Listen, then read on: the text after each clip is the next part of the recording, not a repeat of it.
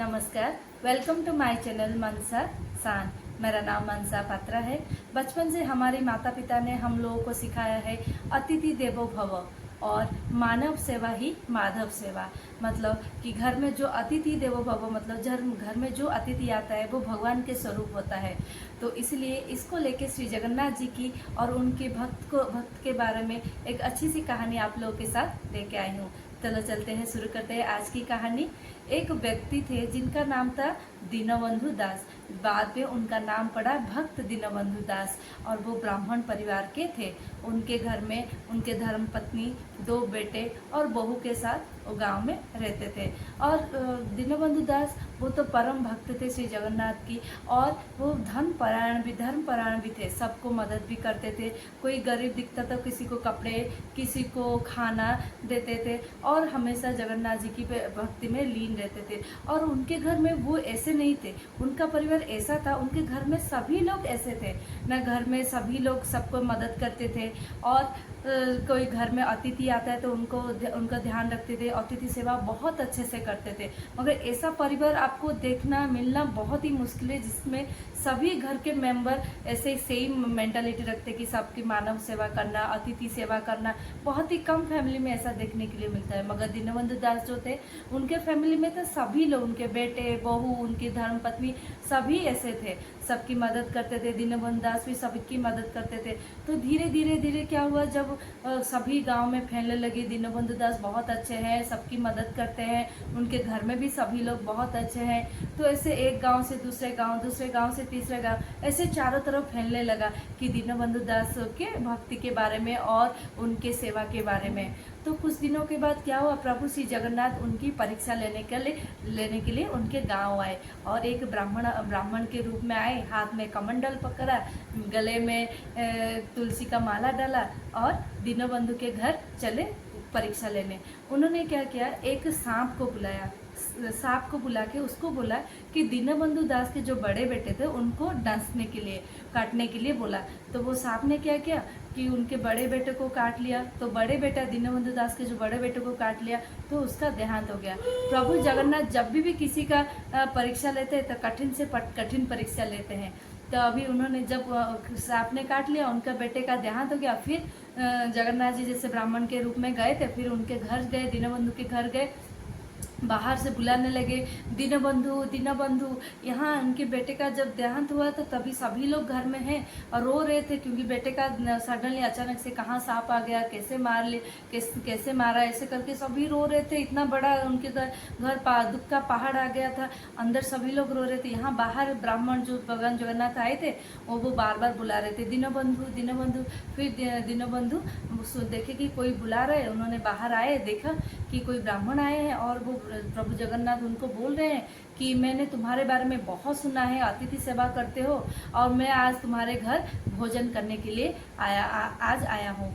तो अब दीनबंधु जी को ये अभी कैसे उनको बताएंगे कि उनके बेटे का देहांत हो गया। अगर उनको बोलेंगे कि बेटे का देहांत हो गया तो वो बिना खाए उनके घर चले जाएंगे। अगर बिना खाए चले जाएंगे तो अतिथि सेवा नहीं होगा, क्योंकि अतिथि बिना खाए जाएंगे तो अच्छा नहीं रहेगा। तो उन्होंने क्या किया, घर के अंदर गए, उनके घर के सभी मेंबर को ऐसे बोला कि बाहर अतिथि आए और वो भोजन करना चाहते हैं। तो सब लोगों ने क्या किया कि वो उनके जो बड़े बेटे का लाश था उन्होंने लेके कमरे में रख दिया और सब नहा धो के आए, पवित्र होके आए। फिर उनको खाना बना के वो ब्राह्मण को जो जगन्नाथ जी है उनको खाना परोसा। जब अब भगवान, तो मैंने बोला था जैसे जगन्नाथ जी जब परीक्षा लेते, कठिन से कठिन परीक्षा लेते हैं, तब फिर उन्होंने बोला कि नहीं, मुझे मांसाहारी खाना खाना है। फिर सब लोग सोचे कि घर में ला से मांसाहारी खाना कैसे बनाए, क्योंकि वो लोग भी खुद भी नहीं खाते थे, कैसे लेके आए बनाएंगे। फिर मगर अतिथि की मान रखने के लिए उन्होंने मांसाहारी खाना बनाया।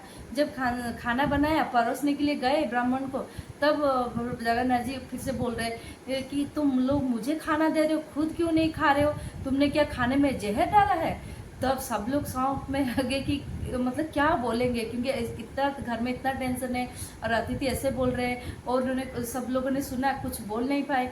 फिर ब्राह्मण ने बोला कि मैंने तो सुना था गांव में तुम लोग तो घर में 5 लोग रहते हो, मगर अभी तो सिर्फ 4 लोग दिख रहा है, 5 लोग कहाँ है, 5वां पर्सन कहाँ है।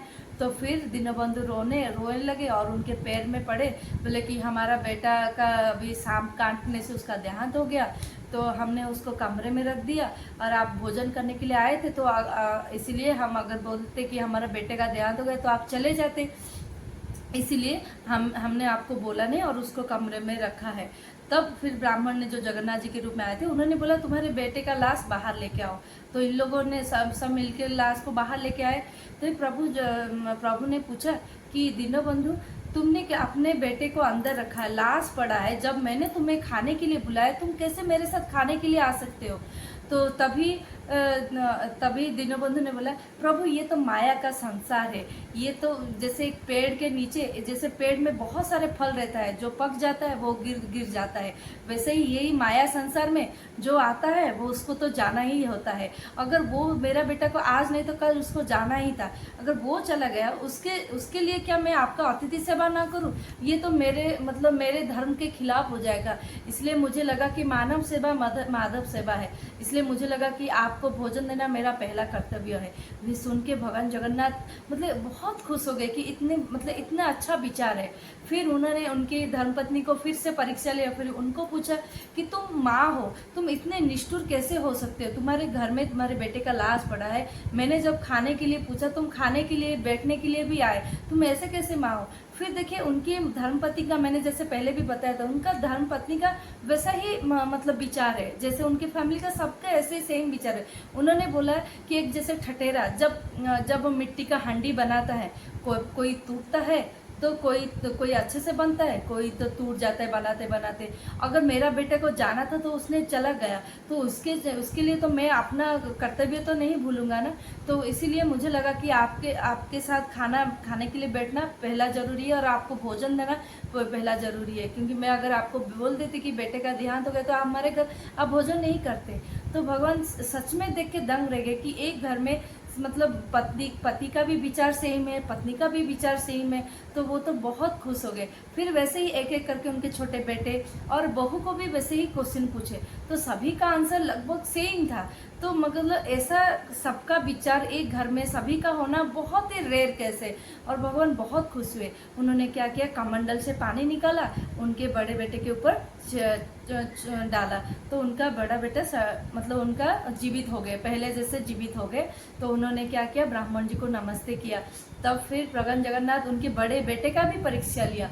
फिर उन्होंने बड़े बेटे को फिर से पूछा, तुम अभी तो मरे थे, मगर तब घर में, मगर जब मैंने सबको बुलाया कि मेरे साथ खाने के लिए, सब लोग देखे मेरे साथ आ गए, तुम अगर आगे बैठने के लिए, देखो तुम्हारे फैमिली कैसे हैं, अगर तुम जिंदा रहते तो तुम ही खुद ही कमा के सबको खिलाते थे ना। आज तुम गए हो, किसी को चिंता भी नहीं, मैंने बुलाया तो सब लोग आगे मेरे साथ खाना खाने के लिए, बैठने के लिए। ये प्रभु का देखिए कितना अच्छा लीला है, सबका परीक्षा हो रहा है यहाँ पे।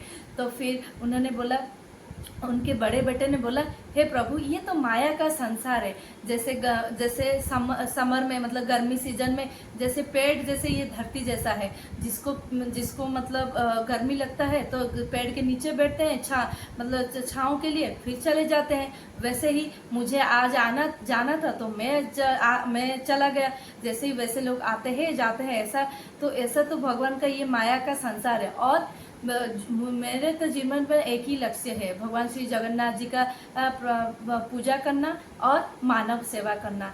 तो सभी का आंसर और उनके बड़े बेटे का भी जवाब सुन के भगवान जगन्नाथ बहुत ही प्रसन्न हुए, बहुत खुश हुए और उनको आशीर्वाद दिया, उनके घर के सभी मेंबर को आशीर्वाद दिया कि तुम सब लोग जब तक जीवित रहोगे हमेशा खुश रहोगे, और जब वैकुंठपुर जाओगे भगवान विष्णु के चरणों में तुम लोगों को स्थान मिलेगा। ऐसे बोल के वहाँ से वो गायब हो गए। ये सुंदर सा कहानी आप लोगों को कैसा लगा मुझे जरूर कमेंट करके बताइएगा। रहती हूँ, नमस्कार।